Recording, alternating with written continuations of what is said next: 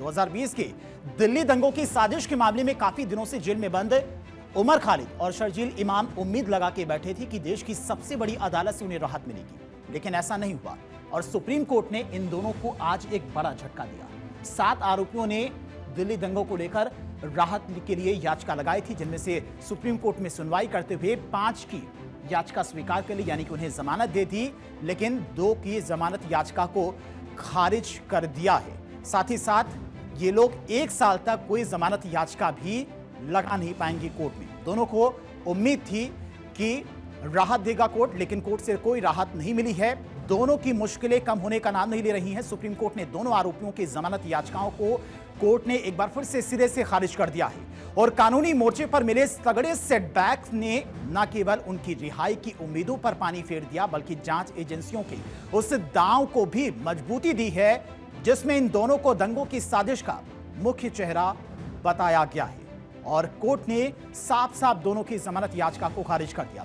Court के इस फैसले को उमर खालिद और शर्जील इमाम के लिए तगड़ा सेटबैक माना जा रहा है, क्योंकि इससे साफ हो गया है कि फिलहाल उन्हें जेल से बाहर आने में और वक्त लग सकता है। इस मामले में कुल 7 आरोपियों ने जमानत की याचिका लगाई थी, जिनमें 2 को छोड़कर बाकी 5 को राहत मिल गई है। किसको राहत मिली, किसकी मुश्किलें बढ़ी, वो भी चलिए आपको बताते हैं। किसको राहत मिली है? जमानत नहीं मिली। उमर खालिद पूर्व छात्र नेता हैं, जेएनयू से इनकी गिरफ्तारी हुई थी 1 अक्टूबर 2020 को दिल्ली में जब दंगे हुए थे, उस वक्त उमर खालिद की गिरफ्तारी हुई थी। फिलहाल इन्हें राहत नहीं मिली है। जमानत किसको मिली है? गुलफिशा फातिमा को आज कोर्ट ने जमानत दे दी है। सामाजिक कार्यकर्ता हैं। 11 अप्रैल 2020 को दिल्ली में जब दंगे हुए थे तब इन्हें गिरफ्तार किया गया था और आज कोर्ट में सुनवाई करते हुए इनकी याचिका स्वीकार कर ली गई। जमानत किसे नहीं मिली? शर्जील इमाम, जिन्होंने भारत को तोड़ने की बात की थी। पूर्व शोध छात्र, जेएनयू से इनकी गिरफ्तारी हुई थी, जेएनयू में पढ़ते हैं। 28 जनवरी 2020 को इनकी गिरफ्तारी हुई थी और दिल्ली में हिंसा भड़काने में प्रमुख भूमिका इनकी थी। जमानत किसे मिली है? मीरान हैदर सामाजिक कार्यकर्ता हैं। 1 अप्रैल 2020 की इनकी भी गिरफ्तारी हुई थी दिल्ली में दंगा भड़काने को लेकर। इसके अलावा शिफाउर रहमान को भी जमानत मिली है। पूर्व छात्र कार्यकर्ता हैं। गिरफ्तारी हुई थी 26 अप्रैल 2020 को जब दिल्ली में दंगे हुए थे, उस वक्त इनकी गिरफ्तारी हुई थी। मोहम्मद सलीम खान सामाजिक कार्यकर्ता हैं। 25 जून 2020 को इनकी गिरफ्तारी हुई थी, यानी कि 5 लोगों की याचिका कोर्ट ने स्वीकार कर ली है और 2 लोगों की याचिका को खारिज कर दिया है सिरे से। शादाब अहमद सामाजिक संगठनों से जुड़ाव इनका रहा है। गिरफ्तारी हुई थी 20 मई 2020 को। इनकी भी याचिका सुप्रीम कोर्ट ने स्वीकार कर ली है और जमानत दे दी है, राहत दे दी है, लेकिन 5 में से 2 लोगों को सुप्रीम कोर्ट ने राहत नहीं दी। सुनवाई के दौरान क्या कुछ सुप्रीम कोर्ट के द्वारा कहा गया, क्या कुछ वकील की तरफ से दलीलें रखी गई, वहां पर मौजूद वकीलों ने क्या कुछ कहा, सुनाते हैं आपको। इन 5 को बेल दी है। हम लोग बहुत खुश हैं उनके लिए कि उनको 5.5 साल के बाद बेल मिली है और जेल से बाहर आने का मौका मिलेगा। जिन 2 लोगों को बेल नहीं मिली है, उमर खालिद और शर्जील इमाम, उनको लिबर्टी दी गई है कि 1 साल बाद वो फिर बेल के लिए अप्लाई कर सकें। और ये भी कहा गया है पुलिस से और ट्रायल कोर्ट से कि केस जल्द से जल्द चलाया जाए।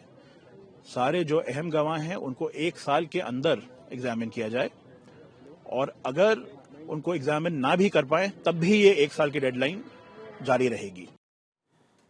और सुप्रीम कोर्ट के जस्टिस अरविंद कुमार और जस्टिस एनवी अंजारिया ने फैसला सुनाया। अदालत ने साफ शब्दों में कहा है कि उमर खालिद और शर्जील इमाम के खिलाफ ऐसा प्रथम दृष्टया साक्ष्य मौजूद है जो गैर कानूनी गतिविधियां अधिनियम यानी कि यूएपीए के तहत तय वैधानिक कसौटी को पूरा करते हैं और इसी आधार पर कोर्ट ने माना कि चरण पर उन्हें जमानत रिहा करना उचित नहीं होगा। बहस के दौरान बचाव पक्ष ने लंबे समय तक जेल में रहने और संविधान के अनुच्छेद 21 के तहत स्वतंत्रता के बारे में दलीलें दी, लेकिन सुप्रीम कोर्ट ने इस दलील को नहीं माना। सुप्रीम कोर्ट की तरफ से क्या कुछ आज सुनवाई के दौरान कहा गया, क्या कुछ दलीलें रखी गई इन सभी आरोपियों के द्वारा, चलिए वो भी आपको बताते हैं। दरअसल सुप्रीम कोर्ट ने राष्ट्रीय सुरक्षा और सार्वजनिक व्यवस्था पर विचार करना सबसे अहम उन्होंने माना। ट्रायल शुरू होने से पहले आरोपियों को लंबे समय तक जेल में रखने के मामले में कहीं अधिक अहम है, यह कोर्ट की तरफ से कहा गया। अनुच्छेद 21 संवैधानिक व्यवस्था में एक खास जगह रखता है, लेकिन ट्रायल से पहले जेल को सजा नहीं माना जा सकता है। स्वतंत्रता से वंचित करना मनमाना नहीं होगा।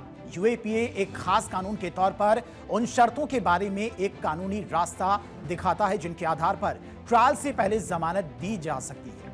राष्ट्र की सुरक्षा और अखंडता से जुड़े मामलों में ट्रायल में देरी को बेल के लिए ट्रम्प कार्ड नहीं बनाया जा सकता है। उमर खालिद और शर्जील इमाम पर लगे आरोप बाकी पांचों से अलग हैं और दोनों आरोपियों के खिलाफ प्रथम दृष्टया साजिश की सामग्री मौजूद है, कोर्ट की तरफ से ये कहा गया और इसी वजह से कोर्ट ने इन दोनों को जमानत नहीं दी।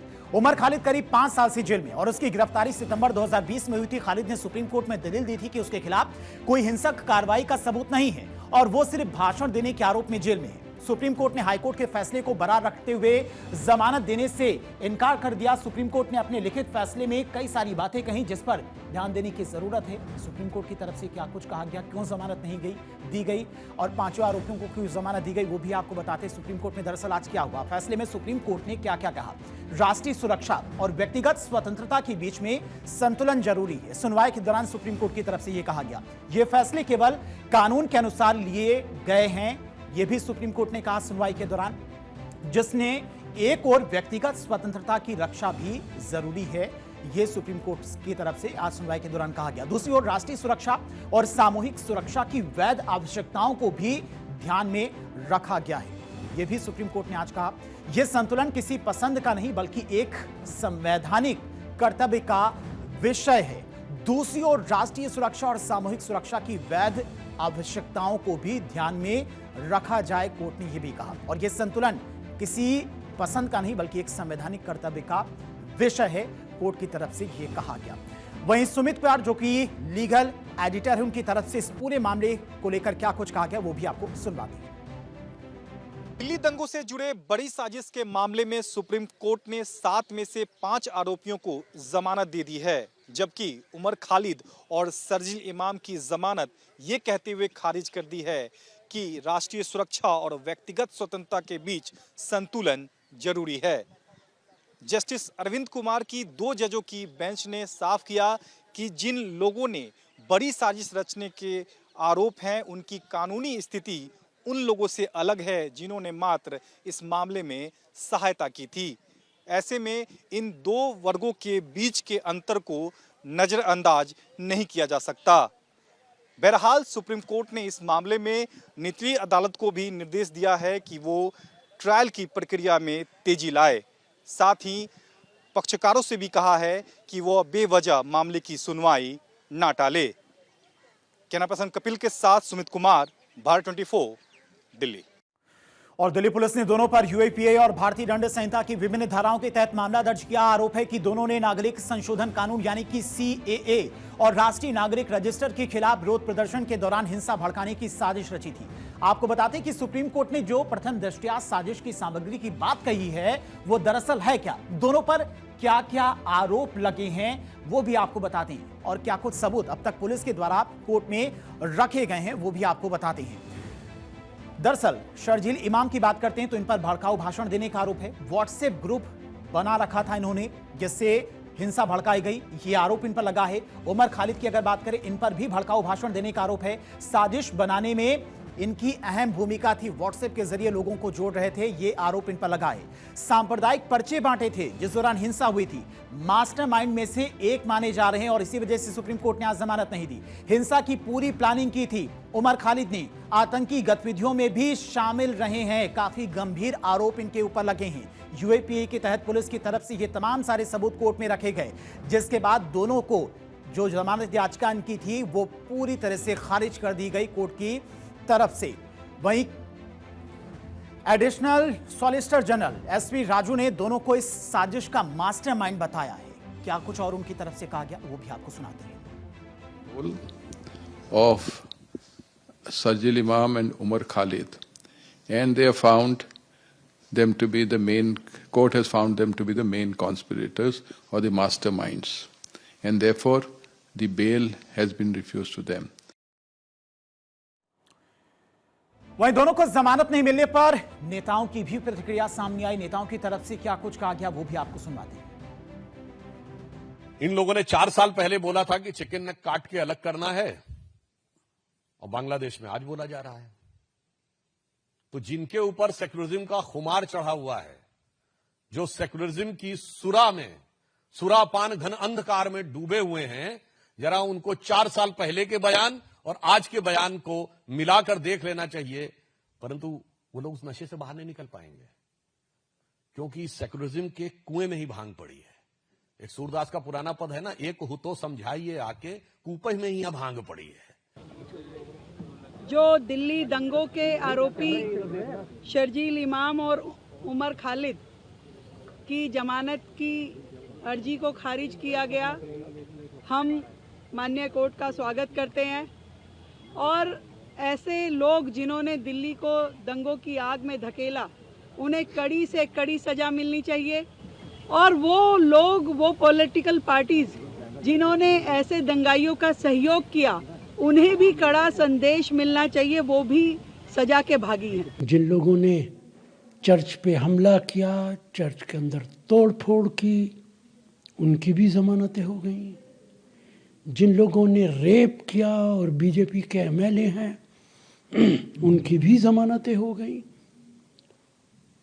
इन दोनों की ऐसी कितनी खौफनाक और ख़तरनाक तकरीर है कि उनकी ज़मानत को कैंसिल कर दिया गया। पूरी दुनिया का कंसर्न है। अमेरिका के लॉ मेकर्स लिख रहे हैं, न्यूयॉर्क का मेयर लिख रहा है। इसके बावजूद सुप्रीम कोर्ट ने उनकी अगर ज़मानत रिजेक्ट करती है तो ये तकलीफ़ की खबर है। और अदालत के इस तगड़े सेटबैक ने उमर और शर्जील की रिहाई की उम्मीदों पर फिलहाल विराम लगा दिया है। सुप्रीम कोर्ट की ये टिप्पणी उनके खिलाफ आरोप प्रथम दृष्टया सही प्रतीत होते हैं। जांच एजेंसियों के लिए एक बड़ी जीत और आरोपियों के लिए एक बड़ा नैतिक और कानूनी सेटबैक है। इस फैसले के बाद ये अब स्पष्ट है कि लंबी कानूनी जिरह और दलीलों के बावजूद इंसाफ के तराजू पर फिलहाल इन दोनों का पलड़ा भारी पड़ता नजर नहीं आ रहा है। सलाखों के पीछे इनका इंतजार अब और लंबा होने वाला है।